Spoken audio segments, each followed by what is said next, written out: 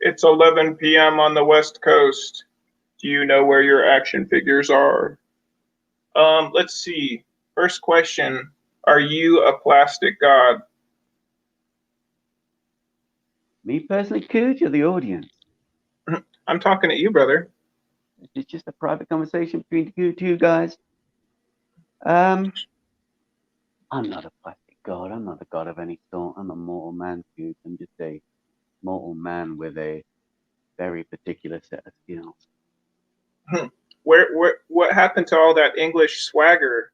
What did you do with Jim? I've never had swagger, Cooge. I've been deceived. It's 7 a.m. UK time, so cheers for getting up early, brother. I appreciate that. Starting the day with a double vodka. Nice. It's a Saturday. Why not? If you're not in the know, Jim is a action figure customizer, also a carpenter, and probably most importantly, a family man. And he's here to talk some of his customs, of which I know a few. But let's get some context, shall we? Yeah, action figures. Let's get some context on Jim Godfrey. Jim, first question.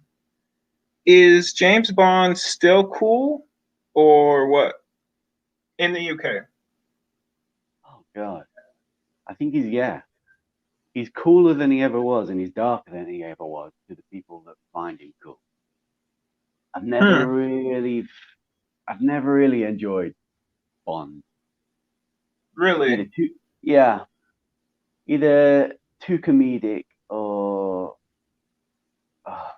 like nowadays it's almost too gritty. It's gone the other way. But I know that Fleming has a far more interesting life than his actual his fictional writing. Well, you take a deep dive on Fleming and his Second World War history, then his post-war history. I do have my thoughts about a lot of legacy writers, but not right now. Second UK question. Who is the funniest man or person in the UK to you? To me, as we were talking in our pre-game Cooge, I feel like where have all the satirists gone? Where have all the comedians gone? Seems to, in the current climate, humor's taken a step off a cliff in terms of mainstream humor. But on social media, Gareth Hyde, of all people, Big Dave's son, he's following in his dad's footsteps, but with a very humorous twist. He's a very funny guy. He does a podcast called WTAF, What the Actual Fuck. And it's brilliant. He's a very, very humorous guy. But very and that's that dry British humor, yeah? Yeah, very dry. Let's see, was it kind of a triumphant moment when Ricky Gervais, what was it, the Emmys or the Oscars, when he turned up on all those celebrities? Was that like a victorious moment, UK side? Yeah, a little bit of a. Because Ricky Gervais isn't your archetypal Hollywood A-lister, is he? They're sticking it very much to the man. He was. And his humor is where you can't quite tell where he's joking. That's where his genius lies. You can't tell if he's being serious or he's pulling your leg. Well, how come your answer wasn't Matt Berry, which we both know is one of the funniest men alive?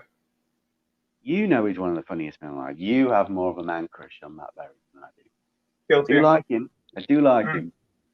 But he seems to have a special place in your heart, doesn't he? I am a one-track lover. And if you'd watched Dark Place, that joke would hit. Jim, let's see. Final question. Did you actually did you catch the Great British Baking Show? Is that something you caught with your lady, maybe? Something like that? Yeah, my wife watches it, so therefore I have to watch it, yeah. All right, well, this question is for her then. Cheers. I caught that with my lady stateside as well. would you say Paul Hollywood is legit or not?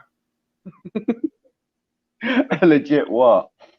I don't know. You know, some people are like real, and you can't tell like if he's kind of like. I guess he is Paul Hollywood. Your opinion, though, just real briefly. If you read the tabloids, he's a bit of a creeper. And when I watch him on screen, I sense that might be the truth. He has taught me a thing or two in the kitchen, so I'm not going to slander him here. Yeah. No soggy bottoms here, Paul. And final UK question coming from the stateside, and you can answer this briefly. Are you guys as fucked as we are? Just briefly. Yeah, we've had a bit of a conversation on this, haven't we? I don't recall that, but come on, QJ. You are so different behind the scenes. Oh man. We may be fucked, but there's still time. There is still time. There are people, we don't like to use these terms, do we? But people are waking up to certain facts that are coming to light, and it's nice to see. It's nice to see, despite the media's attempt to cloak it all, people are seeing through the cracks. Spoken like a true radical. Let's talk plastic for a second. You've got a little bit of it in front of your face. There's a kind of a bunch of different size characters there, but let's start with our old faithful G.I. Joe for a second.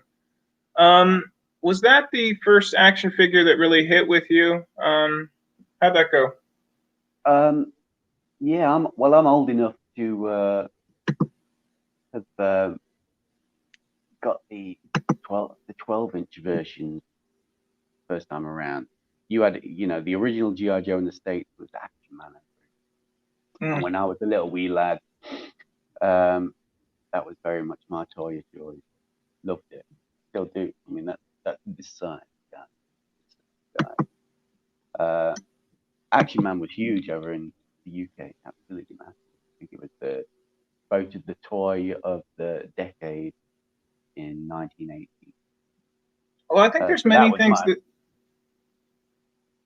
Go ahead, brother. So that was my introduction to what you lot would call G.I. Joe. The Action Man and an Action Force in the UK. Well, before I get away from G.I. Joe, I could ask this question at the end, and it would be a perfect closer, but I'm going to ask it now. When it comes to action figures, you have to get the eyes right. Am I right? The soul is in the eyes, yeah. If you have a googly or a derpy eye, your hard man ends up looking like a soft man. Okay, so this is how G.I. Joe comes back into the picture. Give me your favorite Joe eyes and your most forgettable Joe eyes. Sorry to put you on the spot, my man. Best Joe eyes gotta be. We've got to go old school again. It's got to go back to the Action Man Eagle Eye. Did you have that function in the States on your 12-inch G.I. Joes? We had a little switch on the back of the head, and you flick it left and right. And Action Man gives you the old. I don't reach back that far. The fanciest my eyes get are probably hit and run, to be honest. Oh, I guess so. That's the color palette, isn't it? The bright white popping through the green and the black. Well, if we're talking 3 3/4, what eyes? When somebody says, "Give me some good Joe eyes," what do you think of? What, the original figures? Are we talking about the O-ring figures? Yes, sir. None really pop out. You have put me on the spot. Well, let me give you mine, and I'll see how you bounce off it. Go on then. I would say that probably the most disappointing eyes for me have got to be the V1 Firefly eyes because they look surprised. The eyebrows are real arched, I feel like if you put Frogman's eyes on Firefly, you probably have the perfect figure. Maybe. Firefly or Frogman's got one of the best eyes, Eels. Yeah, he's almost got the scowl, hasn't he? Oh yeah. For the limited for what you can see inside that little mask. He's forever angry. You're right. Is the truth. Yeah. Well, just to kind of skip forward, your figures, the ones you customize. I'm not going to get into the nitty gritty. You guys do that over on GI Joe Berg. What's the show with Paul? We'll put a link to that. If people want to see you customize, what's that called again? Some assembly required. Yeah, the little offshoot There it from is. GI Joe Berg where me, Paulie, and Bart just basically nerd out on processes of model making, painting, customizing. That kind of stuff. When you're talking like how you create, aesthetically speaking, obviously we have to mention Metal Gear Solid. Why was that such an influence? Was it because of the PS1 game? Is that essentially all of it? Like I do love video games, but I'm not a huge actual gamer. Mm-hmm. It's more they've hit the perfect sweet spot for me of kind of realistic military meets sci-fi, and it's that perfect balance aesthetically that I just absolutely adore with Metal Gear. It just nailed it perfectly. I wish brands like GI Joe were a little bit more of that persuasion. It's so spot on. I really have a soft spot for the kind of design aesthetic of the Cold War, and that sounds weird and dark and a bit twisted to sort of reminisce about that period. But when you say I love Cold that. War, you're talking grays, or are you talking a specific weapon era, or what do you mean? Like the style of military uniform of the sort of late 60s, 70s, early 80s, but then Metal Gear blends that with kind of the sci-fi elements that, things like that we see in things like movies like Aliens and maybe in a lot of the Japanese brands like Appleseed, Gundam. So you're at heart, you do love mechs. You're here to admit that you do love robots. I love powered armor rather than robots. I like a human inside there. Okay. Well, you have what, essentially 4 figures in front of us right now? I've got a little selection, yeah. I've got 2 Metal Gear. Let me bring one. If you knock that over, it'll be a tragedy. God, I know. Took me so long to set it up. Protect those hands, obviously. Oh, because of where I position the table, I can't move him into the camera shot. Oh, no, you're good. I'm curious. Go ahead. So we've got a couple of Metal Gear guys. We've got 2 Major Blood, personal favorite of mine from one of our favorite brands. We've got a little 1/18 scale Blood, and then 1/6. Got a Colonial Marine Smart Gunner from aforementioned movie. And then my first love in terms of painting and modeling, Warhammer 40K. Unfortunately, let me get that there. Well, what inspires you to still create? Because obviously you've done different scales, different genres. Is it other creators that kind of inspire you, or how's it work at this point? It's kind of like my own personal artistic outlet, I guess. If something inspires me, say a video game or a movie or a book or a comic, my instant reaction artistically is to want to create a figure of a character or something inspired by what I've just seen. So I guess it's my own personal. I guess everybody needs an outlet like that, don't they? Something that gets your creative juices can flow and then. Well, you do listen to a couple podcasts. One of them being the aforementioned GI Joe Berg. Along the way, you cross paths with an individual known as Cujo. And you designed a character sight unseen of a kind of a person that or a character that. What inspired that? Was it just that I was spitting fire in that era, or did it have to do with me at all, or just the occult, or what? Well, do you remember when we first started? For those of you who were 80s kids, you might remember sending off for an action figure known as a Steel Brigader. And it was a G.I. Joe figure where you filled out a questionnaire, and you got to choose your own specialties, your characteristics, the whole bio of your figure. And we were trying to remember what you'd filled out on your original form, weren't we? Mm. And it was kind of vague, and it was kind of like the typical things that a prepubescent boy would include. You know, he wants to be a demolitions expert, he wants to be a martial artist, he wants to be a Sure, chef, he sure. wants to be a pilot. And then we thought, well, why don't we create something that's based more on the grown-up Sturgis? So we took the elements of your life that are most interesting, and I thought, you very much sway towards the esoteric and the occult. Mm. So we created a Steel Brigade occult special. It's true. It's such an intriguing character, isn't it? Well, it's something that was completely missing from the G.I. Joe roster, isn't it? They have a specialist for everything, but not the world of the occult. Being the plastic god that you are, gotcha. I have to ask, like, the age of information makes conspiracy theorists of us all, doesn't it? We have access, we have curiosity. Everybody's going to get here, right? You would think so. It's all in the open now. I mean, look at what's happening in the world, and the idea of a great reset is it's a supposed conspiracy theory, but the head of the World Economic Forum, old Mr. Klaus Schwab, has a book written called The Great Reset. It's like everything is there in the open for us all to see. So how can you not be a conspiracy theorist now? Well, the choppers are here, so you must be onto something. No shit, yeah. They're converged. It is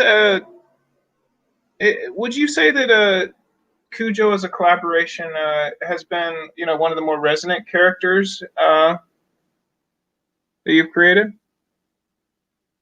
Well, he was an original. That's what's nice about it. We created that from scratch, didn't we? And we it was, I mean, he even did the head sculpt from kind of scratch. Yeah, I was going to ask you about that. You seem to default to eye patches. Is that a commentary on wear and tear on a person, or is it just aesthetics? How is that? I don't know. I'd like to say there's something deeper behind it, but I think it's far easier painting one eye than matching up two. That's an honest answer. You think about something at this scale. I do the eyeball, and then the iris, and then the pupil, and then the scapula, which is like this little tiny glint in the eye. And trying to get all those lined up on two eyes can sometimes be a personal experience.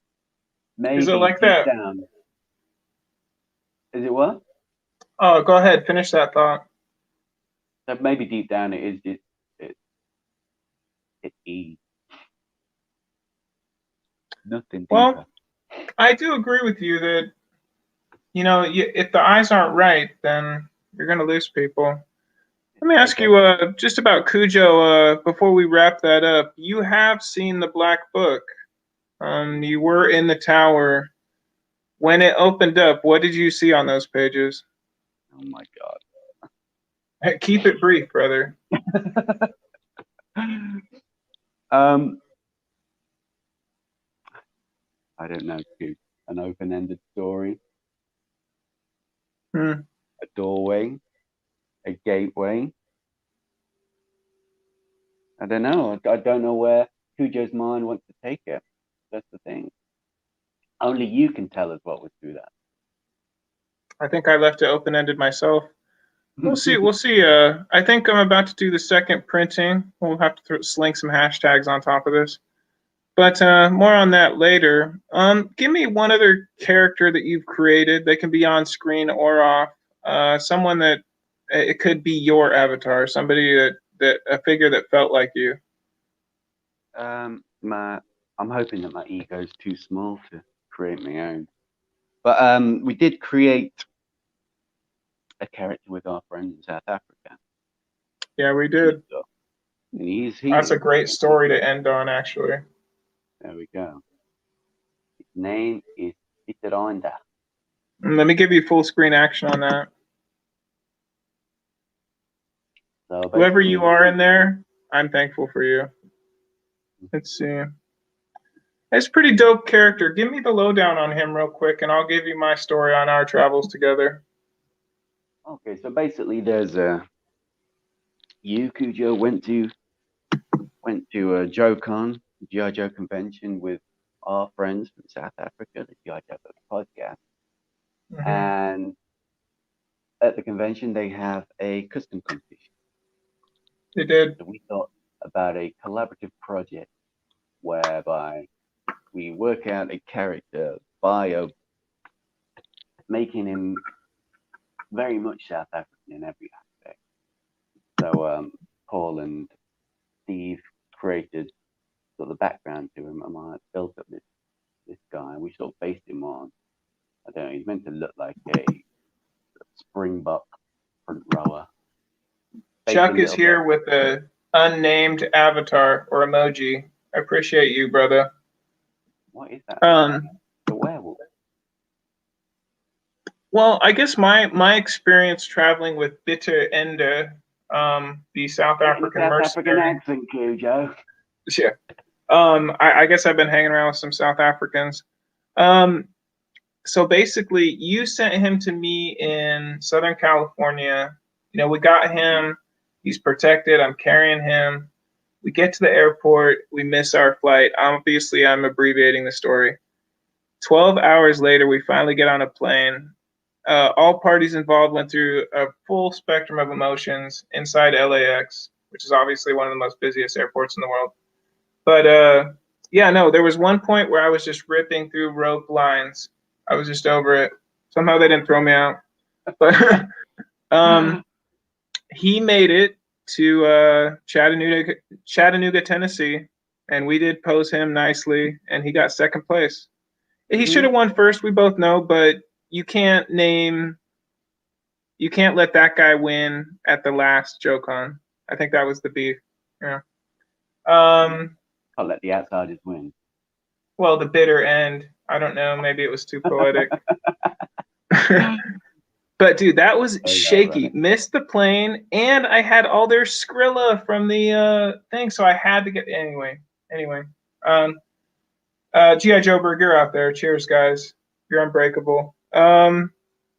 Let's see. We're approaching 23 minutes. It's pretty beefy for a couple gents. What do you got going on ahead of you? What are you working on creatively? Always got some on go. I've got another Metal Gear one on the go. Another 12-inch. It's gonna be that's up in our face. Hold on. Snake. I'm slow on the trigger, my man. I should be scoping in. All right. He's Scarf Game. He's with the times. Mm-hmm. He's based on the some elements of the story of Big Boss when he goes to Iraq and finds Sniper Wolf. I have to ask you this final trivia question, and it is a right and wrong answer. Who is the coolest dude to ever wear an eye patch? This will verify your plastic god status. Is this a trick question? It's not too tricky. So it's not personal. No. Okay, let me go this way. He may or may not be in a film. Hold on, we do have a comment. I know where you're going. Let's weigh in. Chuck, who's the coolest guy to wear an eye patch? Let's let the audience weigh in. Okay. Let's see. There has been some eye patches. I have chatted them with Chuck actually. So there's obviously Major Blood. Not the coolest. Okay, I think. Major All right. blood. Who to you has the coolest eye patch, Jim? What say you? I know where you want to go, so I'll say it for you. Would it be Give it to me. Snake Plissken by any chance? Who? Mr. Kurt Russell. Yes. Snake Plissken. Yes. Well done, brother. Well done. Our status as allies is still here. We did it. Although I still think Blood takes it. Blood better than Snake. Sebastian Blood. There we go. Let's have a Blood better than have a Snake. close up of that boy. Okay. Nice. Cooler than Snake Plissken? I'd say so. I don't know, brother. Yeah. I think we're good, my man. It's long overdue. It's a pleasure to chat with the UK on a Saturday morning. Am I right? Very nice way of starting the weekend. Indeed, indeed. Send a shout out, brother. Send some good vibes out to somebody in the community, right quick. Oh, to my brother Paulie Loebshaw, of course. There it is. Love him. The most dangerous man with pencils. Of course. Yeah, he's a very talented dude. Lovely guy. Hardworking. Love him. Word. Enough said. Long live G.I. Joeberg, and it's been good being a plastic god, my friend. I should look down on the mortal. There it is.